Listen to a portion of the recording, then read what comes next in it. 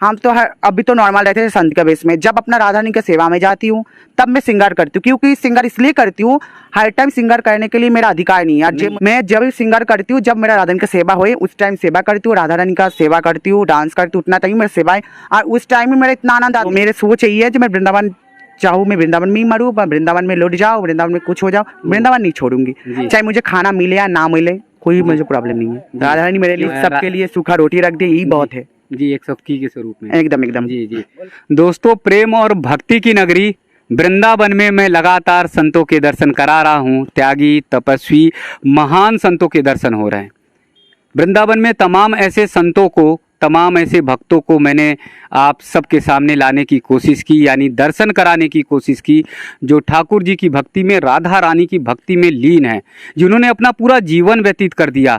तमाम ऐसे लोग हैं जो एक बार वृंदावन आए और फिर वापस लौट कर नहीं गए, और फिर वृंदावन के हो गए 20-20, 50-50 साल यहीं वृंदावन की कुंज गलियों में व्यतीत कर रहे हैं।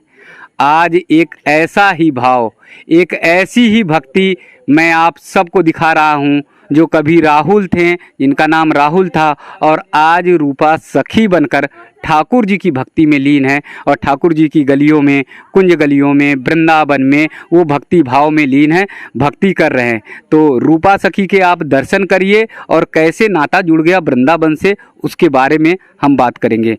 जी, राधे राधे। राधे श्याम, श्री धाम वृंदावन में राधे श्याम सबको जी। और मेरा हो गई लगभग 8 साल, और 8 साल से मैं वृंदावन से जुड़ी हूँ। और मेरा गुरु जी का मंदिर है केशी घाट वृंदावन, श्री श्री 108 मुरारीदास बाबा जी महाराज, तिनकरी गोस्वामी जी का मंदिर। तो इधर में जो भी आते हैं वृंदावन में, मेरा चैलेंज है वो उसका दिल लग जाएगी, क्योंकि राधा रानी को जो अंधविश्वास से जो विश्वास करते, उसका सारा जिंदगी का दुख सुख उनके ऊपर छोड़ना चाहिए और उसके ऊपर ही विश्वास करके रहना चाहिए। तो मैं 8 साल हो गई मेरे घर छोड़ के आया, मैं वृंदावन में 8 साल से हूँ, और मेरा अभी कोई नहीं है मेरे पास, मम्मी पापा सभी अपना देश तो अब में। यहाँ पर आपको अच्छा लगता है, अब भक्ति में रंग गए? एक्चुअली अच्छा के बाद बोलोगे तो अच्छा तो बहुत ही लगते है, और भक्ति बोलोगे तो भक्ति मेरा शुरू से ही है। छोटा से तो मैं भगवान को भक्ति करते थे, और दूसरी बात में जब साधु संत पे आया, अपने आप को जानने लगा, राधा रानी को और भी जानने लगा, जो क्या चीज़ है वृंदावन, क्या चीज़ है राधा रानी, क्या चीज़ है, ये कैसे हुआ नहीं हुआ, तो ये जानने के लिए मेरा शुरू से ही कोशिश था जी। तो मैं धीरे धीरे जानने लगा, और जान के मैं धीरे धीरे संतों में आना जाना, साधु संग करने लगा। मैं तो बस चल रही हूँ उस वृंदावन में प्रेम से, भाव से, बस बहुत आनंद। तो कैसे 8 साल पहले कैसे आए थे परिवार को छोड़कर? जैसे मान लो मैंने 8 साल पहले मैंने इसमें ही जुड़े थे वृंदावन में, मेरा मन हो गया चलो मैं वृंदावन दर्शन करने जाऊंगी, तो मैं दर्शन का भाव से ही आया था। तब दर्शन के भाव से आके मेरा मन लग गया, मैं सोच रही हूँ चलो मैं इधर ही रह जाऊंगी, मुझे जाना नहीं है अब। तो 8 साल से मैं वृंदावन पर ही हूँ, और मेरा घर से यहाँ बातचीत होते, बस उन लोग बोलते जे आ जाओ घर पे, तो तब मैं घर अभी तक नहीं गया, बस आना जाना कभी कवर करती हूँ। और वो लोग अभी इधर शिफ्ट होने के लिए कोशिश कर रहे हैं, मैं अभी इधर शिफ्ट होने के वृंदावन में ही। अच्छा। हाँ, तो इधर ही मेरा प्लॉट हो गया, बस मेरा परिवार भी इधर शिफ्ट होने वाले हैं। मेरे परिवार कभी भक्ति नहीं था, बस मेरे कारण में मेरे परिवार का भक्ति लाइन में आने लगा। और दूसरी बात मैं चाहती हूँ राधा रानी का चरण में सब आए। जी। जिंदगी में कुछ नहीं है, एक बात बोलूं, मौज मस्ती एक टाइम है, मेरे उम्र ज्यादा नहीं है, 22+ है। देखो मैं जिंदगी में सोच लिया, मैं जिंदगी में कुछ भी कर सकते थे, पढ़ाई लिखाई करके, मैं पढ़ाई लिखाई भी किया, जैसे भी और भी कुछ कर सकते थे, तो करके क्या फायदा है जी? कुछ फायदा तो नहीं है। जिंदगी में पैसा, लोभ, मोह, माया में ही पड़ना है। तो ये छोड़ के मैं अपना जिंदगी में अपना राधा रानी को चरण में लगा लिया। तो यही मेरा आगे से सूचना है, सब वृंदावन आओ, वृंदावन को जानो, राधा रानी का भक्ति करो। अपना जिंदगी ये लाख जन्म है, इंसान का लाख जन्म है जो एक बार ही मिलते। जब हम 84 लाख को जन्म भेद करके तब एक ही बार मेरा जन्म मिला।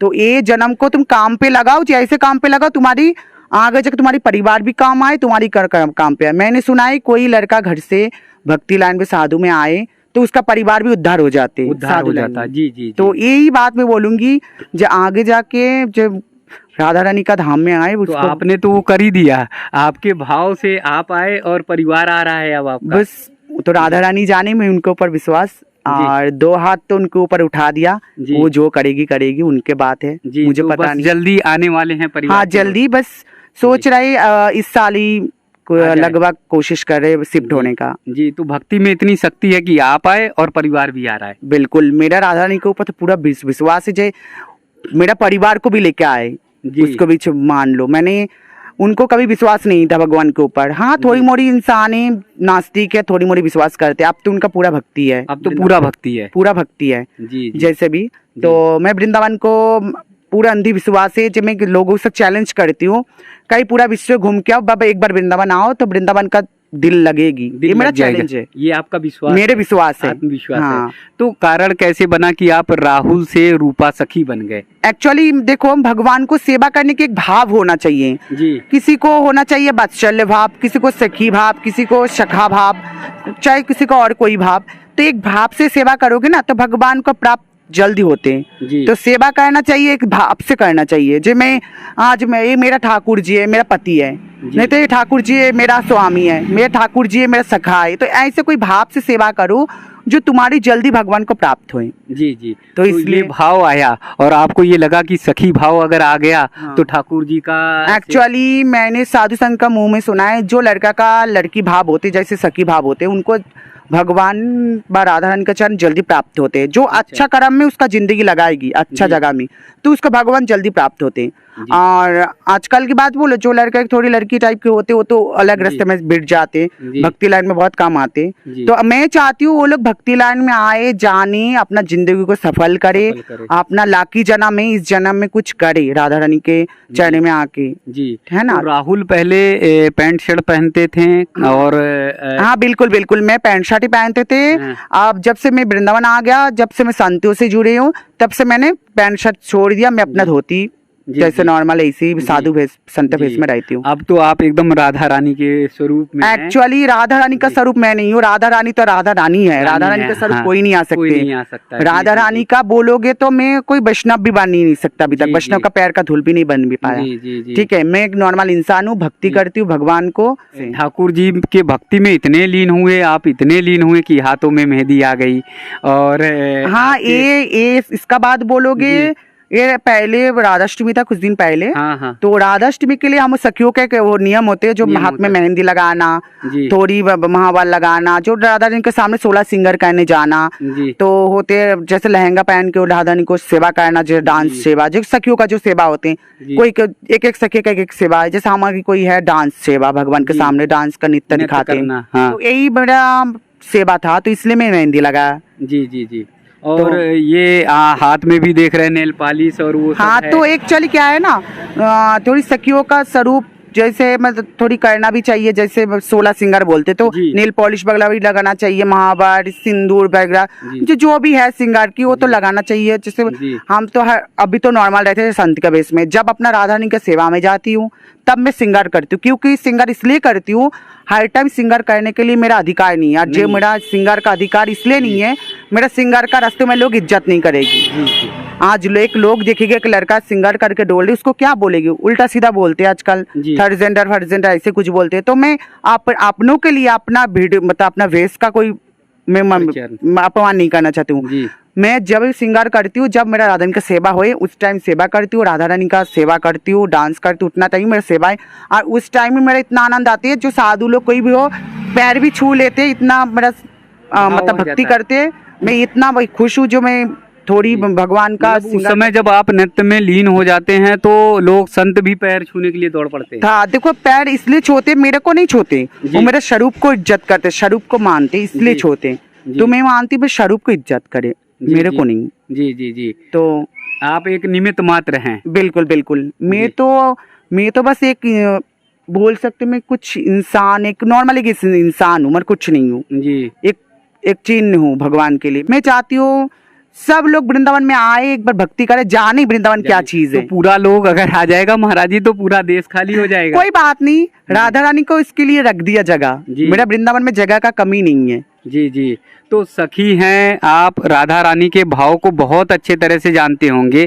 क्या कारण है कि रज में लौटते हुए लोग दिखाई देते हैं? हाँ, ये बात बोलोगे, रज है, हाँ, रज एक चीज है मेरे इधर का, रज में बहुत गुण है। जी। बोलते साधु संत जो चलते जिसमें रज में से चलते, इस रज में साधु संत के एक पावर होते हैं। राधा रानी खुद अपने वृंदावन में प्रवेश करते हैं, तो इसलिए रज में बहुत सारी गुण है। तो रज में इसलिए रज नहीं है तो और एक अलग चीज है वृंदावन की, जी। है ना।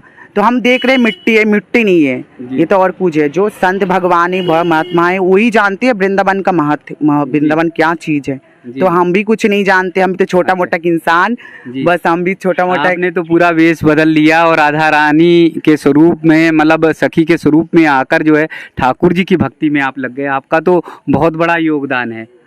योगदान कुछ नहीं है, बस बोल सकते हो मेरा कि अगली जन्म का सुकृति है, जो मैं वृंदावन में वास कर रही हूँ और मैं एक भगवान का भक्ति कर रही हूँ, राधा रानी को जानने का कोशिश कर रही हूँ। मेरा अलग जन्म की कुछ सुकृति है। जी जी जी। हाँ, तो ये मैं सोचती हूँ जो हाँ मैं जिंदगी में कुछ किया, जो राधा रानी को मैं ऊपर से बोल के आया, जब राधा रानी जब मैं कुछ करने के लिए ऊपर नीचे आया, जो मैंने थोड़ी सी कुछ भी नहीं किया, थोड़ी सी किया, इतने सी जी, तब भी मेरे लिए बहुत है। जी, यही बात मैं चाहती हूँ जो और भी लोग मेरे को देख के सीखे, आए वृंदावन में और साधु संत को दर्शन करें, मन पवित्र हो जाए, उसका भी पवित्र हो, मतलब सब कुछ ये हो जाए। तो जो भाव, जो संदेश जो है हमारे संत दे रहे हैं, उसी भाव और उसी संदेश को आप भी दे रहे हैं कि आप वृंदावन में आओ। क्योंकि मैंने तमाम संतों से, बहुत सारे संतों से मैंने बातचीत की, तो सब कहते हैं कि वृंदावन आओ एक बार। बस वृंदावन मैं अभी यही बात बोलूंगी, जो एक बार वृंदावन आओ और एक बार बिहारी जी को दर्शन करो, एक बार राधा रमन जी को दर्शन करो, और जो भी है मेरा इसको दर्शन करो, एक बार जानने का कोशिश करो, तो देखो तुम्हारी जिंदगी बदल जाएगी। दुख से तुम्हारी सुख में आएगी जी, ठीक ना, आलो जैसे अच्छा जिंदगी में आएगी। तो यही मैं बोलना चाहती हूँ। रूपा सखी जी ने क्या जीवन का लक्ष्य निर्धारित कर रखा है? एक्चुअली मेरे को आगे जाके सखी शरीफ में ही मैं भजन करना चाहती हूँ ना, मुझे और कोई जगह जाना है, और वृंदावन रहना है। मेरा एक दिशा है मेरे चलने का। तो मेरे सोच यही है, जो मैं वृंदावन चाहूँ, मैं वृंदावन में ही मरूँ, वृंदावन में लौट जाओ, वृंदावन में कुछ हो जाओ, वृंदावन नहीं छोड़ूंगी। चाहे मुझे खाना मिले या ना मिले, कोई मुझे प्रॉब्लम नहीं है। राधा रानी मेरे लिए सबके लिए सूखा रोटी रख दे, यही बहुत है जी, एक सखी के स्वरूप में। एकदम एकदम जी जी। तो जय जय। दोस्तों, वृंदावन की इस यात्रा में देखिए कैसे लोग भक्ति में लीन हो जाते हैं, कैसे भाव में लीन हो जाते हैं। राहुल से रूपा सखी बनी, एकदम पूरी तरह से भक्ति के भाव में लीन है। और जैसे संतों की वाणी आपने सुनी, उसी तरह से महाराज जी की भी संतों की वाणी है। उसी तरह से महाराज जी भी आग्रह कर रहे हैं कि सभी लोग एक बार वृंदावन आइए, वृंदावन को देखिए। और महाराज जी का एक बहुत प्यारा भाव देखिए कि महाराज जी ने ये कह दिया कि अब मेरा परिवार भी आ रहा है। तो यानी भक्ति में इतनी शक्ति होनी चाहिए कि आप अपने परिवार को भी वृंदावन में बुलाइए, वृंदावन में वास करिए। और वृंदावन के रज रज में, वृंदावन के कड़कड़ में ठाकुर जी कन्हैया जी का वास है। तो इसलिए एक बार वृंदावन कोई आता है तो वृंदावन के होकर रह जाता है। राहुल से रूपा सखी बनी, उनके विचार, उनकी वाणी कैसे आप सबको लगी, आप कमेंट्स बॉक्स में जरूर सूचित करिएगा। वृंदावन की इस यात्रा में लगातार ऐसे ही महान संतों के मैं दर्शन कराता रहूँगा।